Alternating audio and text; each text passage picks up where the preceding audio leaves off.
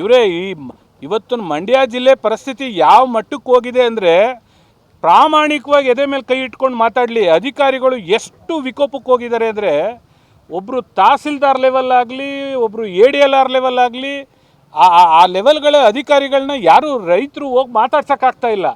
ಅವ್ರು ದುಡ್ಡಿಲ್ಲದೆ ಯಾವುದು ಏನು ತೊಗೊಳ್ಳೋದೇ ಇಲ್ಲ. ಫೈಲು 10 ಸಲ ಓಡಾಡಿಸ್ತಾರೆ, ದುಡ್ಡಿಲ್ಲದೆ ಮಾಡಲ್ಲ.